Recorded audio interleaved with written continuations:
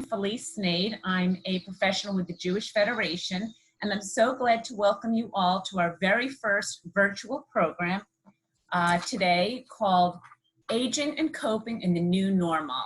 So thank you all for being here. I know some of you are very involved with our federation and others of you are less familiar, but hopefully you will all become familiar very soon. Our virtual programs is one of the many ways that our federation is reaching out to bring our community together when we are all isolated, as we work at the same time to meet our critical needs for our people here who are facing desperate times right now. A few Zoom rules. Please make sure that you're all muted on the call. And if you'll notice at the bottom of your screen is a chat button. We will be doing question and answers at the end of our program, and you can type the questions in and we will answer them. Actually, we won't, but our featured speaker, Dr. Marc Agronin, will answer them. And I'm pleased to welcome Dr. Marc Agronin, who is the Senior Vice President for Behavioral Health. He is a summa cum laude graduate of Harvard University and also the Yale School of Medicine.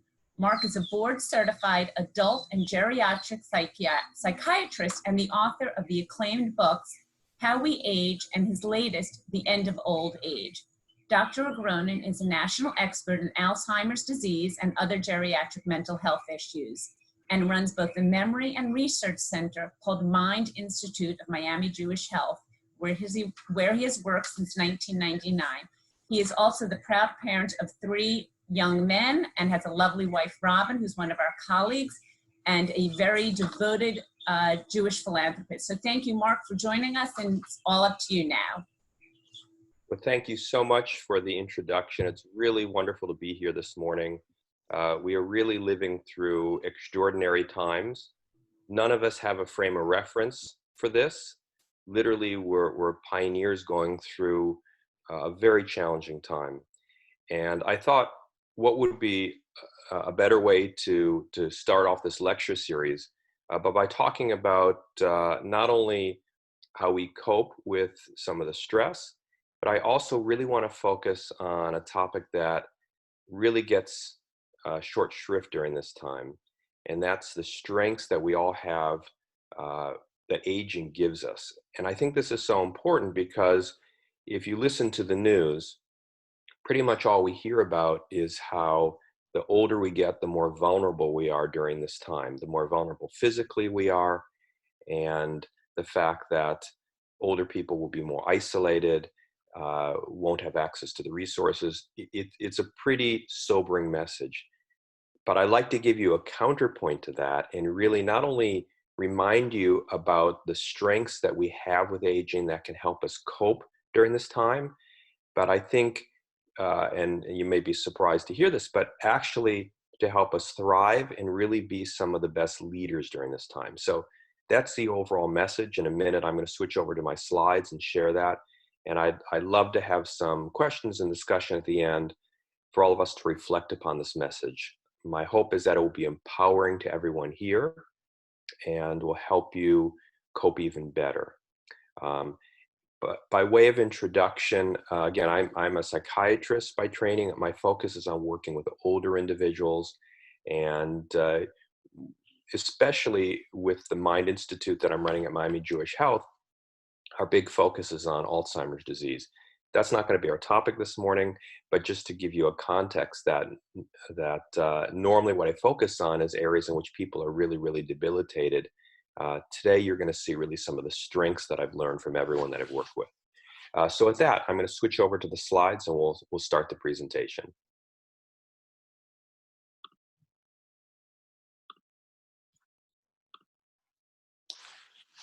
Okay, just checking in. The screen is shared. Everyone can see the slides? Okay, perfect. So, aging and coping in the new normal. I don't think any of us could have imagined that we'd be talking about this 4 to 5 weeks ago, but here we are. But the message is a timeless one. It applies now. It's applied for all time. So let's start.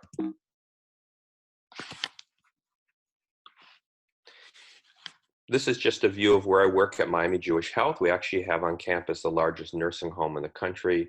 It's a beautiful place. I've worked there for the past 20 years.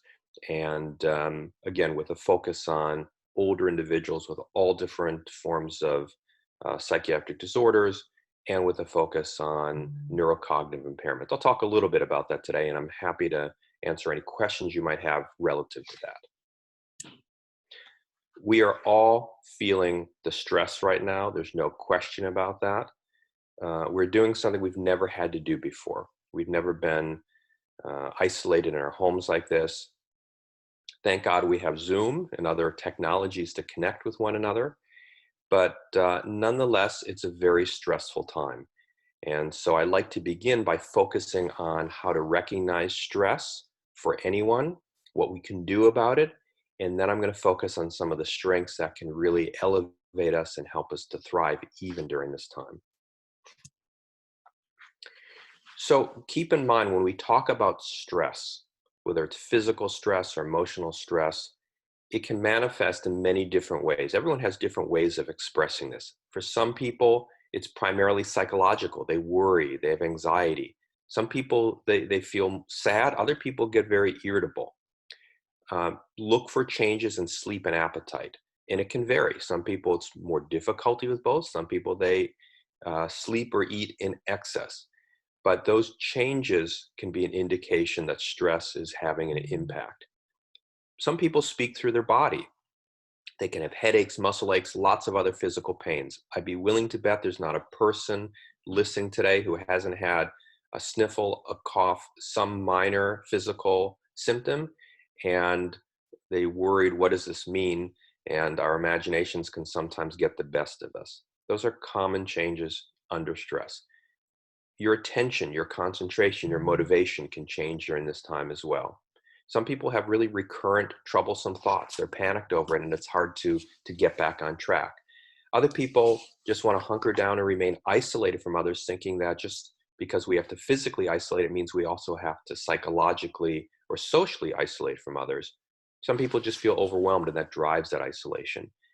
But these are all different manifestations of stress. And the reason why it's so important to recognize them is that once they get started, if we don't attend to it, it can get out of control and it can lead to more serious states. So just as we're attending to our physical safety, we need to attend to our emotional safety. I've used the word a lot at our facility. I tell people how when you want to know a real indication of your physical health, you check your pulse. It tells you how fast your heart is beating, what the rhythm of it is.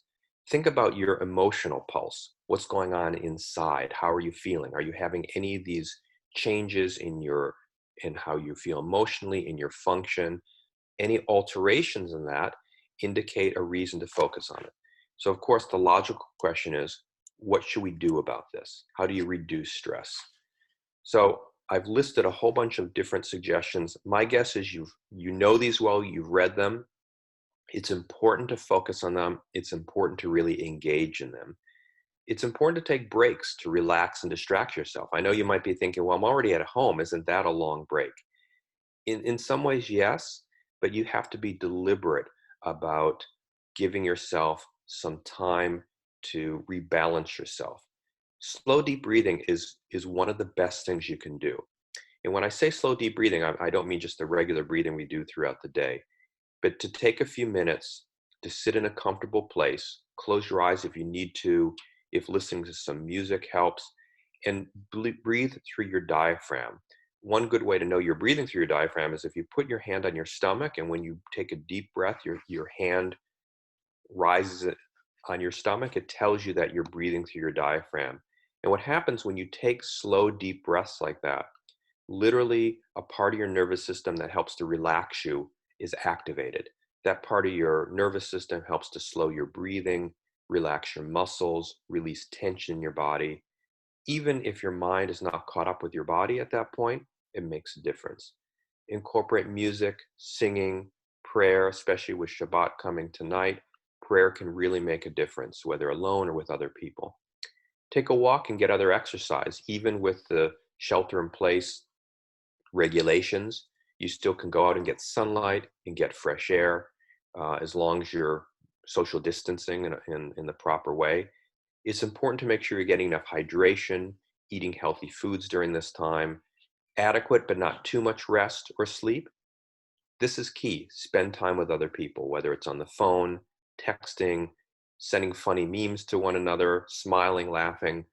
There's the old expression, laughter is good medicine, and it's very, very true. When you're laughing and smiling and joking, literally your body is releasing endorphins to help relax you. And this is one thing to also keep in mind. When people are under severe stress, their body tends to release a stress hormone called cortisol that can impair your immune system. And so one way of keeping healthy is keeping relaxed. If you have any underlying physical or psychiatric issues, whether it's anxiety or depression, high blood pressure, high cholesterol, regardless, make certain you're still attending to that. You're not missing medications. You're making certain that you're doing your best to keep your blood pressure, your glucose levels in check. That's really critical during this point, because sometimes when people get too stressed out and distracted, those things tend to go by the wind. We don't want that to happen. A lot of people focus on wanting to control the situation. We know that we have, to some extent, limited control over what's going to happen during this pandemic, at least from the vantage point of our home. But just as a reminder, all the different things that we need to do ourselves, remind our family members to do in terms of washing our hands, not touching our face when we've been out and about, touching different surfaces, proper social distancing. Right now, of course, staying at home, sanitizing surfaces. These are all obvious things, but what these actions do, even if it's within your own home, it gives us a sense of control that also can help us reduce stress. And we know from lots of data, and I give this lecture every single day when I go into where I have to work, is to remind the people I work with that overwhelmingly the data shows that when we really take good care of managing our distance through social distancing and engaging in all these different safe behaviors, it really reduces the chance of getting any infection during this time. So I realize it's different if you're at your home, but again, these different approaches can give us a good sense of control. And I would emphasize that it's important to know what's going on, to be listening to the news. If you're looking too much at the news and on your phone before you go to sleep, that will affect your sleep. If the first thing you do if you wake up in the middle of the night or in the morning is checking your phone and turning on the news, it can lead to excess tension. So you have to temper how much you're watching, and especially with people in your household, it's important to do that. So these are, I know, things you're hearing day in and day out, but just as a reminder of them. But let's take it beyond that, because these are the obvious points, and these apply to pretty much everyone. Let's talk about aging. And the question is, does aging help or hurt in terms of coping with stress? Well, we know that if we're older, there is more physical vulnerability. If you study, it doesn't have to be a pandemic, you can look at any natural disaster. We know that older individuals in general are at a greater risk of injury, illness, or death. Why is this? Well, it may be because older individuals have less access to necessary resources. We know that as our bodies get older, they're more fragile. We have less reserve to buffer if the body gets dehydrated, if there's inflammation, toxic exposure, tissue damage. We also know that older brains might not be as responsive. Processing speed does slow down even in the best of us. There may be some pre-existing damage. It might not be noticeable, or people may have actual neurocognitive impairment. This can hamper coping skills. So at least from one perspective, we know that there's increased physical vulnerability. But I don't want us to get too fixated on this, because there's a counterpoint to this. If you look at the aging brain, why do we have some increased vulnerability? This is data from a longitudinal study. They basically looked at individuals at every decade in their 30s, 40s, 50s, and 60s, and found that in general, there are changes in terms of the way we perform on certain IQ tests. So for instance, if you measure verbal ability, spatial orientation, how many words you can generate in a minute. If you're in your 40s or 50s, we tend to peak in terms of those IQ tests. If you look at the scale here, you can see as people get older, there tends to be some decline in a lot of those IQ tests. And so what people read into this is that this is what aging is all about. Aging is about decline. It's about degradation. But keep something in mind. This is only one way of looking at the aging brain and at our minds. We don't define ourselves solely on the basis of these skills. There's a lot more to what we can do. So, while on the one hand, you can say it's true that as we get older, coping can be more difficult at times, but keep in mind that there's lots of other ways to think about this and look at that. And that's what I want to focus on. And one final point about this. We know that even in addition to physical vulnerability, a lot of older people are already socially isolated. They're lonely, especially if they don't have family around. And now you compound the problem by having everyone stay inside. And it's been clear that if older people are most vulnerable, we don't want to be circulating amongst them too much to have a risk of them getting infected. And so that only compounds that isolation. Lots of people in the community already have neurocognitive impairment, Alzheimer's disease, which is one manifestation of this. And now they don't have all the contacts as before, and that can really exacerbate the issue. And that's one major thing I've been working on this week, is staying in touch with so many families. There may be limited financial resources. Anxiety and depression can become debilitating, especially in individuals who already have a history of it, and now suddenly they're alone, they don't have the same contacts. Those daily routines that really help them stay on track, they can't do anymore. And so it can compound some of those issues. They can't get out in the community to see their therapists. And there may already be marital discord or family discord, and now everyone's at home at the same time, and these things can erupt. So these are the pitfalls that we all face, but in particular, older individuals can really face these. So that's a sobering message, but let's turn to some good news, because there are lots of strengths that can make a difference. And I want to spend the rest of the talk focusing on those. So instead of thinking of the older brain as something that's going downhill, keep in mind the following. The longer that you live, with time, you gain more experience, you learn more, you build up what we call our brain reserve and our cognitive reserve. The brain reserve is basically just the stuff of your brain, all the connections. Even though we know we tend to lose brain cells as we get older, what we don't lose is the connections between brain cells, and that's really what it's all about. Also, as we gain experience, skills, intelligence, that's what we call our cognitive reserve. And in a situation in which we're feeling stress, we can draw upon that reserve to make a difference. Our brains can adapt, they can resculpt themselves. This neuroplasticity occurs at every age, regardless of age. The other thing that's really unique is that the older brain does something better than the younger brain. It's able to recruit more circuits. It's able to better use both sides of our brain. And because of that, older individuals have an advantage in terms of coping. So we've been talking about physical and social vulnerability, but when we get to psychological strength, suddenly the older brain has some distinct advantages. And this is rooted in both the science and the processing of our brains. The other thing to keep in mind, and I hope this will resonate with everyone listening this morning, is that our minds develop new approaches. So I want you to think about how you thought about things, your mindset when you were in your teens and 20s, even 30s. Think about your mindset today and whether these changes really resonate with you. So the first thing is called post-formal thinking. What do we mean by that? We think in more pragmatic and practical ways. We are less reactive, rigid, impulsive. If I asked you, when do you think that you make or have made better decisions in your life, now at your current age or when you were 18 or 20? I think most people are going to say, well, of course now, but why is that? Again, because our older minds are less reactive, we're less impulsive, and we think in a very practical way.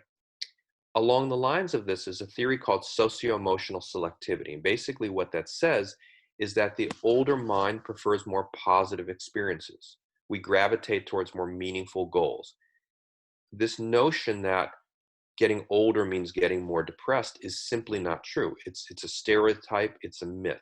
If you look at any study of major depression or even less depressive symptoms, older individuals actually have lower rates compared to younger individuals. I know this runs counter to what most people think, but this is actually what the data shows. The older brain is more positive. It does this calculation that, hey, the horizon is closer than ever. If I'm going to do something, if I'm going to make a decision, it better have meaning and it better have the type of outcome that I'm seeking.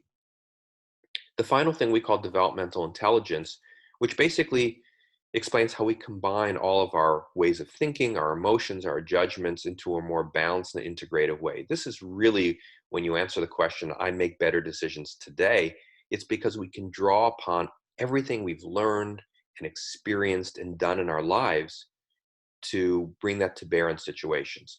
So you may be sitting at home and worrying about being isolated, worrying about your physical vulnerability, but I want you to start to see that you actually have a powerhouse in your mind, which aging has given you. You combine this all together, this is what we call wisdom. Wisdom is a real thing. We tend to dismiss it and think about, this is King Solomon sitting on his throne someplace making these really fancy decisions. No, wisdom is something that everyone has. This is the This asset is a very important meeting. They are listening to it. in your mind or brain. And this wisdom, that's your reserve. That's what you use during this time. And this can make a difference for yourself. It can make an enormous difference for your family and other people as well. And one thing that's very, very true, and I'm going to repeat this a few times, if you look at preparing for disasters and you look at responses to disasters, older minds do better. So let's talk about that. Resilience. Resilience is how you adapt to adversity and get back to normal functioning after a stress. Even though older people are more physically vulnerable, they are more psychologically resilient. Why is this? Because it makes sense. You have more knowledge, more experience, more social connections, and more willingness to help, that altruism that people bring to bear in difficult situations. Some in the scientific literature, they call this your social capital. This is what you can bring to the situation. And so even though we imagine that we're hiding all of our vulnerable older people behind walls to keep them safe, what we don't realize is that you have, all of us have, the assets, the abilities, the psychological resilience to be leaders during this time, to really be able to bring our wisdom to help other people, whether it's younger people, children, whatever. So think about all those strengths that you have during this time. And also realize that you can adapt. Interesting studies have looked at how we adapt as we get older.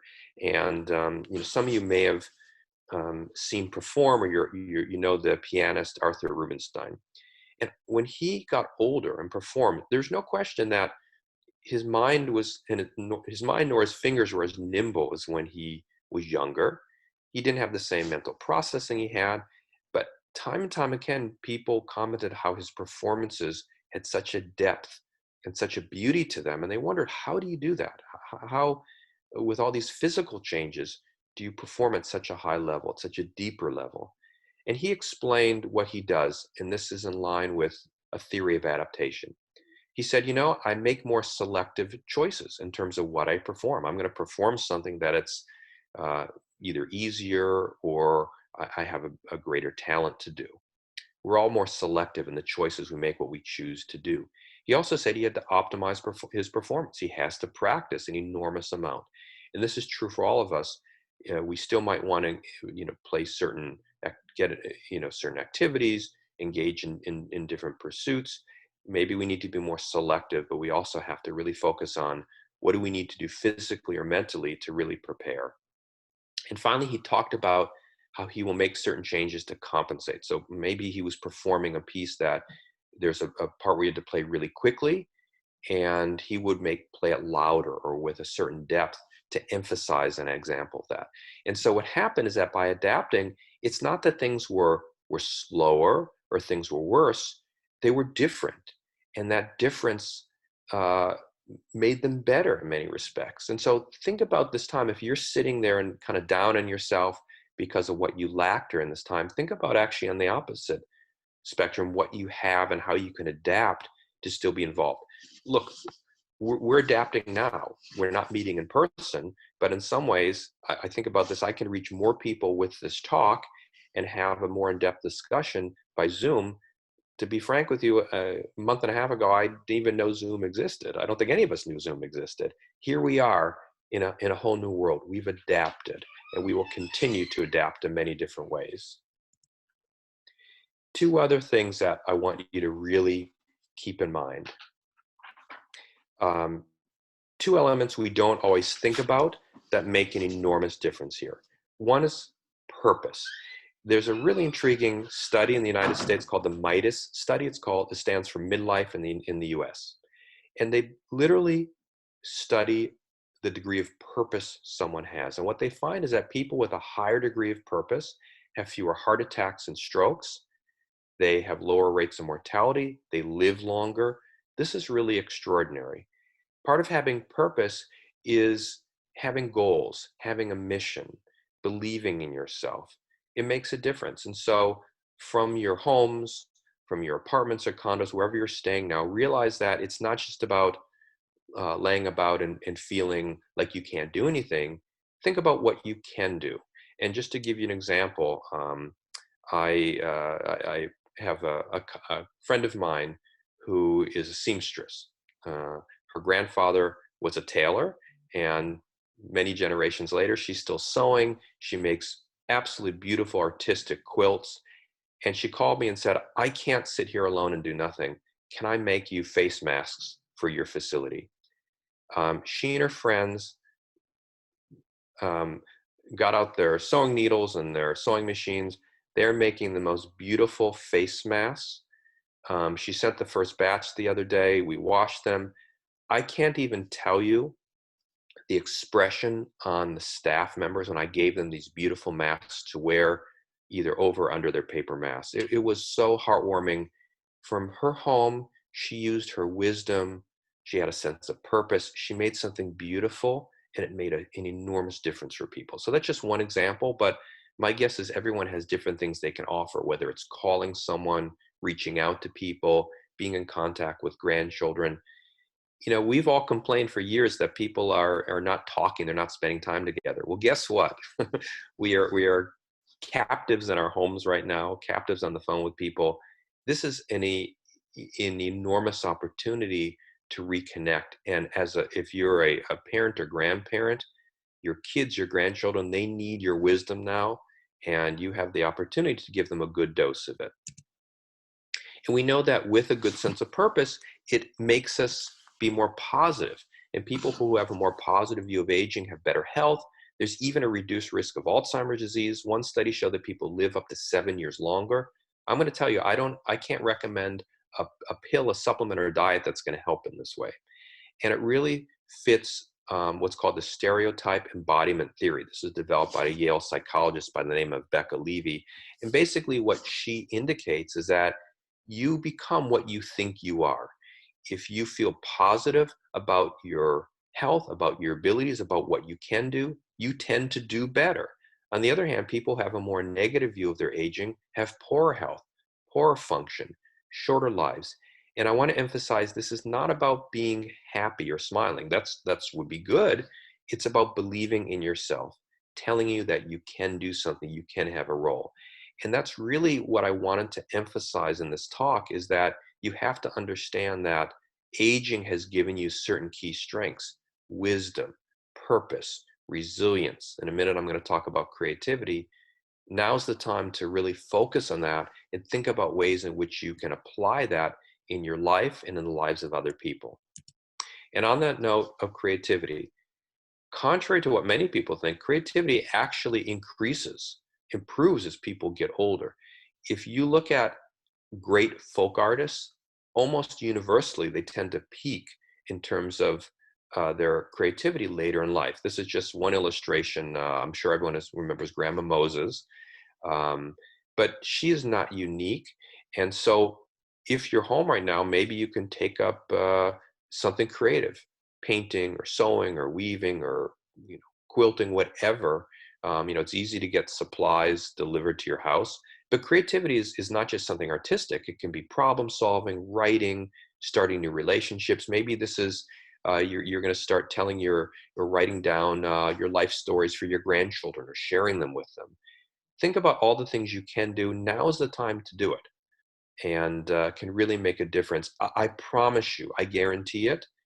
Younger people now, they are always going to remember this time in their lives.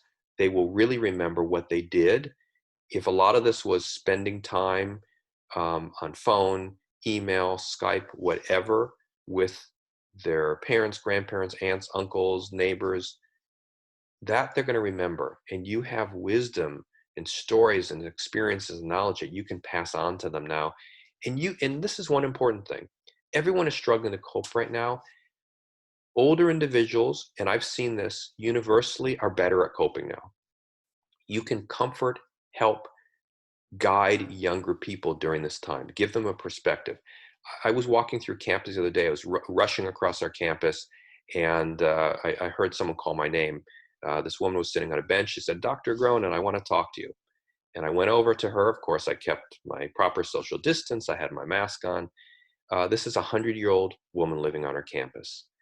And she said, she asked me how things were going. She said she just got off the phone with her 38-year-old grandson, and she was counseling him and saying, "You will get through this. This is just a chapter in your life. We'll move on. Take it one day at a time." And I thought, how remarkable, because we're worrying about her. She's helping us, and she's helping her family. Now, it's wonderful to be so vigorous at 100, but whether you're 70, 80, 90, regardless, you have the power and the ability to do that. And now's the time to do that. And younger people need you.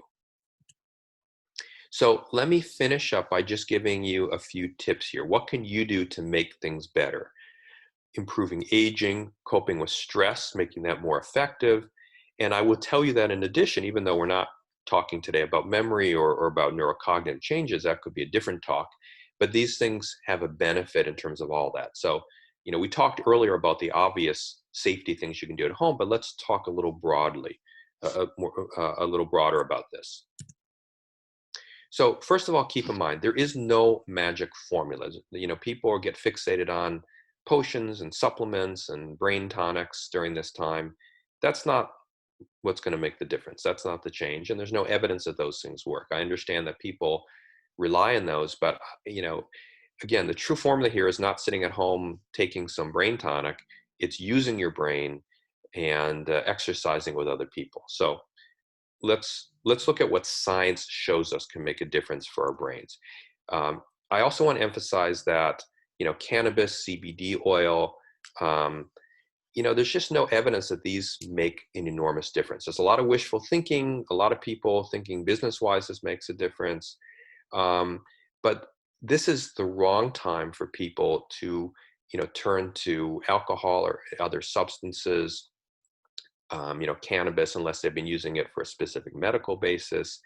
The more you dull your mind, in general, the worse you're going to do. And also for a lot of people, there can be potential negative effects. I know you don't hear that, but just like in the 1950s, no one was going to talk about cigarettes or tobacco, all the problems.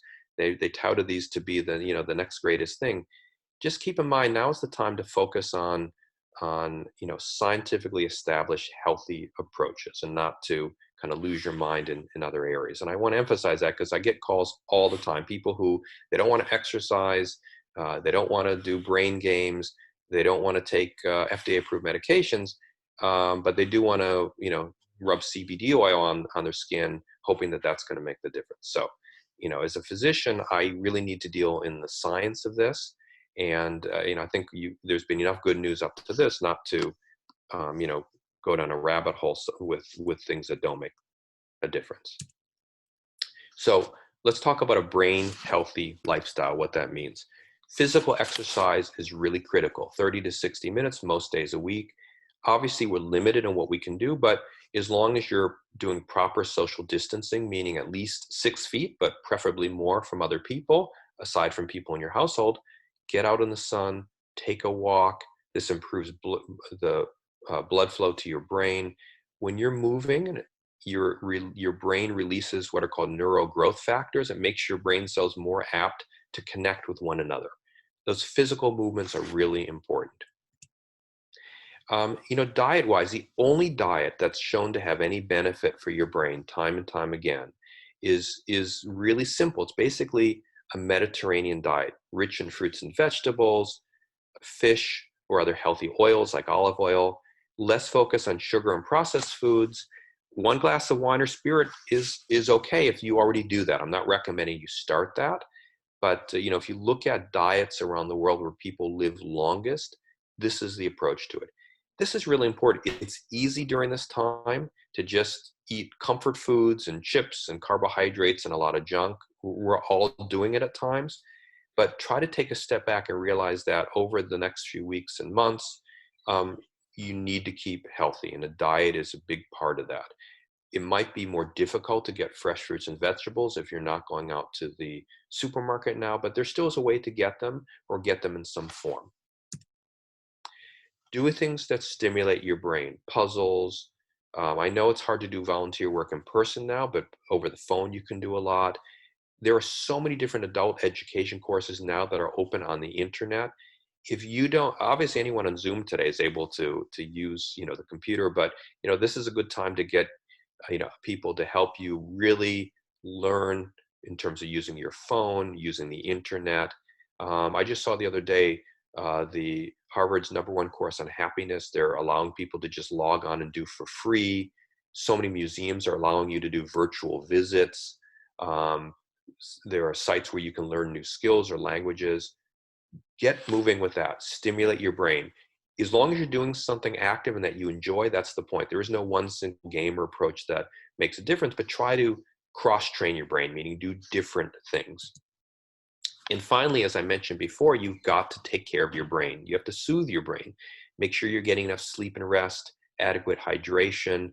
Meditation, yoga, or prayer can make a big difference, especially, with Shabbat coming. You have a 24-hour period of time of rest, of meditation, of study, of prayer.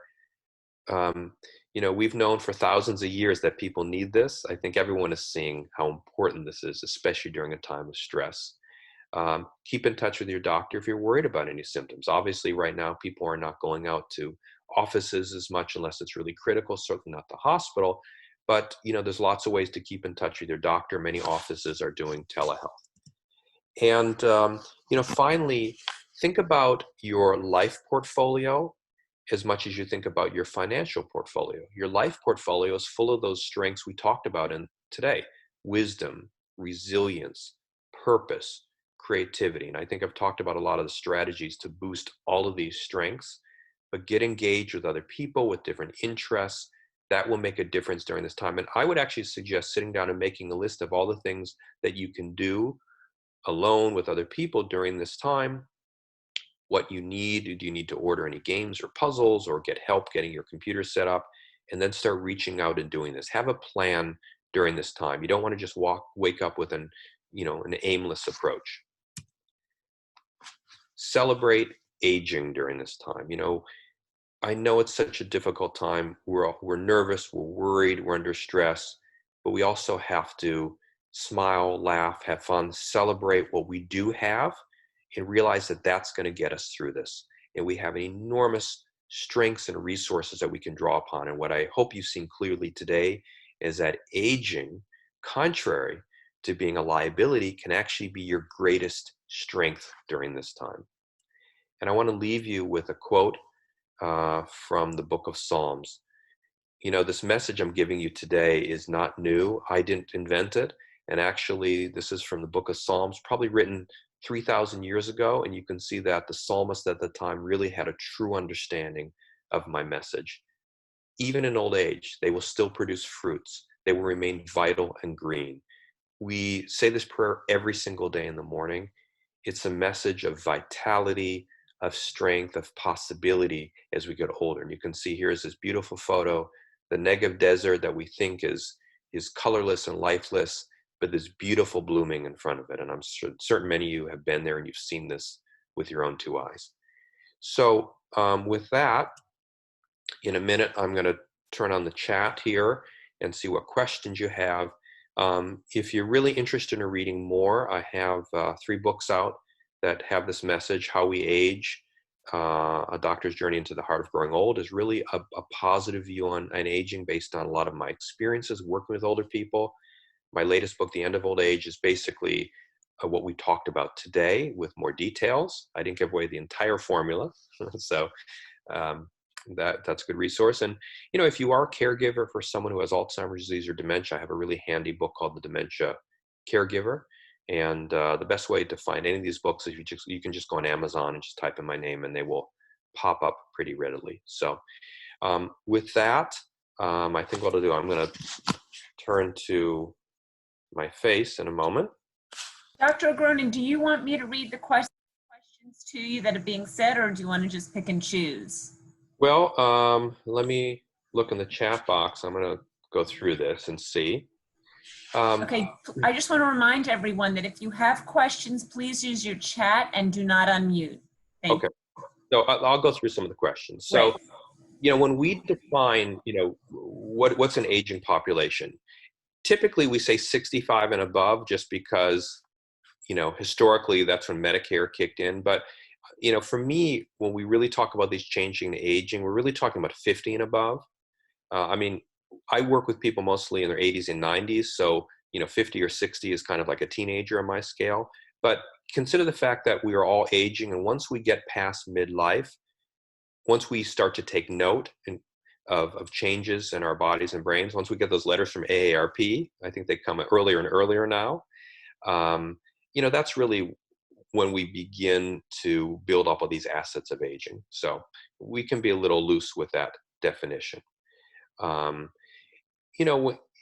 thing I emphasize is that if you have an isolated parent or grandparent, or if you're isolated yourselves, what can you do to connect?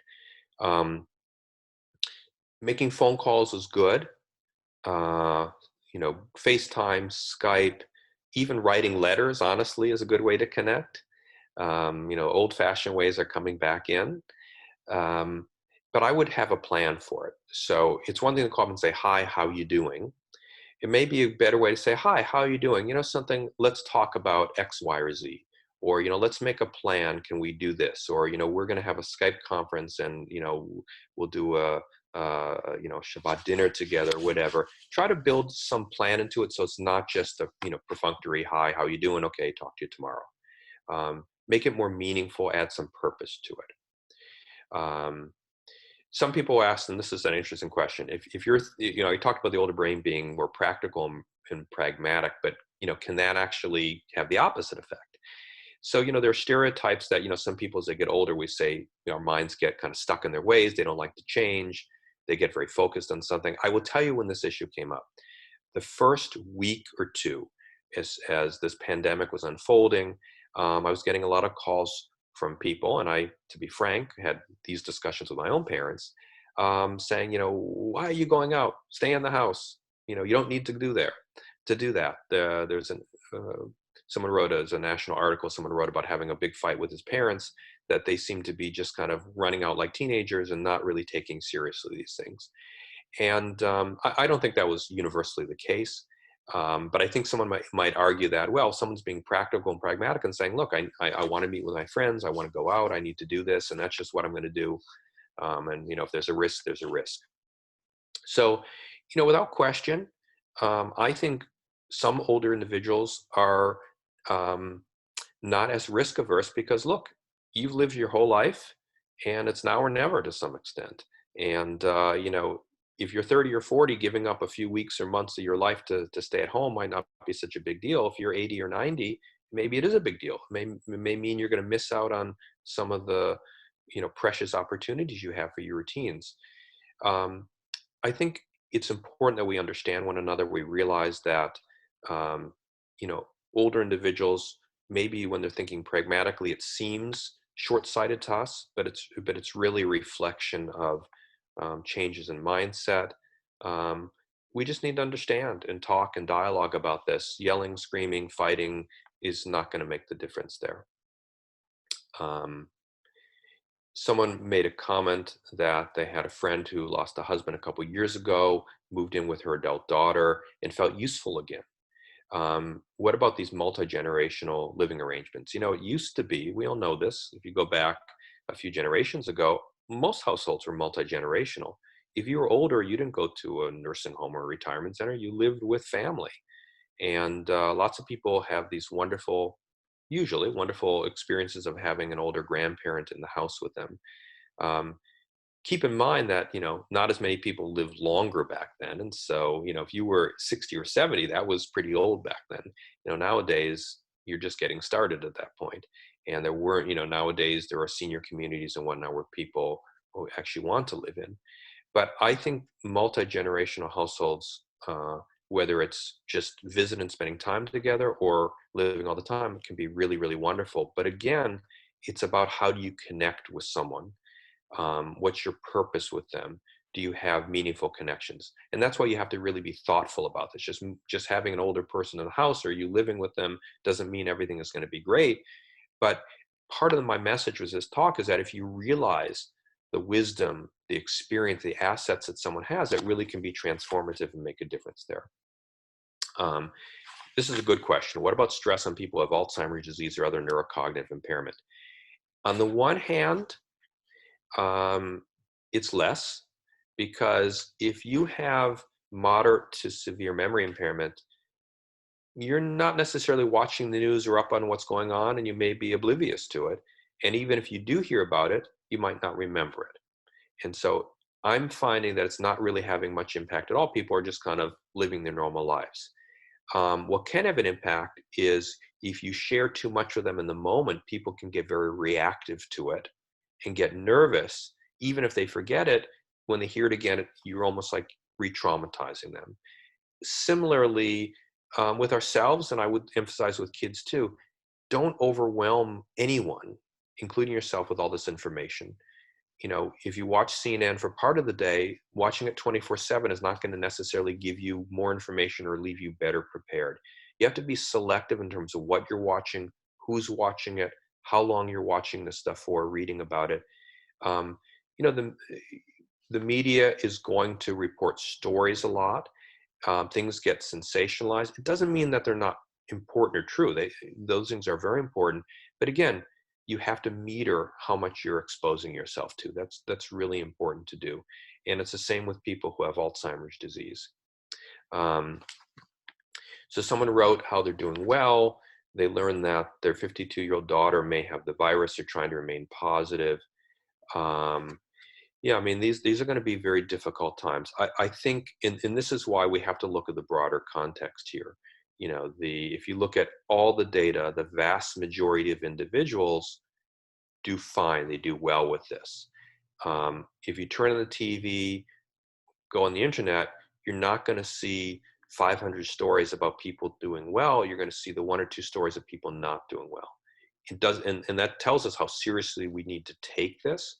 But it also tells us that we have to remain as calm, as positive as possible for one another. We've never been so dependent on the health of one another, not only in terms of social distancing, but also in terms of how we interact with others. So, it's just important to remain positive, not to panic or freak out or let people see that, especially kids or people who maybe they do have the virus, and be strong for one another.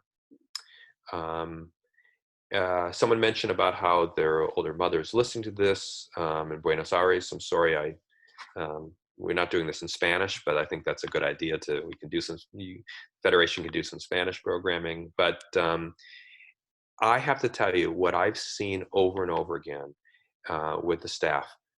Talking with them a few minutes, reassuring them, talking about reducing stress, really makes a difference. And that deep breathing makes a difference. I would tell everyone, watch a YouTube video on how to really do deep breathing. It truly makes a difference. And I say this, as a grizzled psychiatrist, having been in the practice for 30 years, using every approach, that deep breathing is the best. And let's see, let me look at some of the other questions. So, a lot of people with underlying health issues are worried, what about coping with that? So if you have an underlying health issue, the key thing is that's that social distancing, remaining at home as much as humanly possible is really critical as we weather, especially during the next few weeks and months. That's really, really important. And making certain that you're maximizing what you can do for that health condition. And now is a good time to become as educated on as possible. So let's say you have diabetes. Make sure you're following to the T, monitoring your blood sugar, healthy diet, exercise. Now's the time, if you're not already, to become an expert on your condition and what you can do. And keep in mind that when you eat right, you sleep well, you stay hydrated, you optimize your immune system, you keep your muscles relaxed. It does have an impact on whatever condition you have. So I think those are the questions. Any other questions coming in? Anyone else want to offer anything? I want to say thank you so much, Dr. Marc Agronin. You were just beyond fabulous, and for our first online program, I don't think it could not have been more wonderful. So I want to thank you. I want to thank you for taking the time to be with us this morning. It's truly appreciated. And I have to say this, as soon as I'm done with all my work, I'm going to go out and take my 30-minute exercise walk and do a lot of deep breathing. And, I've actually been with so many online yoga classes, and everyone should know that we're actually doing a morning meditation in a few weeks. Tune in and pay attention to your Federation emails so that it helps everyone be mindful and follow all of the very wise topics that you talked about today. I want to thank everyone who's on this morning's call so much for being with us and for paying attention to all of our community messaging that we're doing to help you and to help everyone else. There is Shabbat today with Rabbi Josh Brody, and next week we will have Shandel Plotkin, who's going to be discussing how to get unstuck in our daily lives when we're actually stuck at home. And we're going to be doing a Passover cooking demo on Thursday, because even though it may be a different holiday this year, we still are going to be making some Passover recipes. Please, thank you. If you have questions, you can email us, you can contact Federation, and have a very safe, healthy, and peaceful Shabbat. Shabbat Shalom, and thank you. Bye-bye. Thank you so much, everyone. Shabbat Shalom.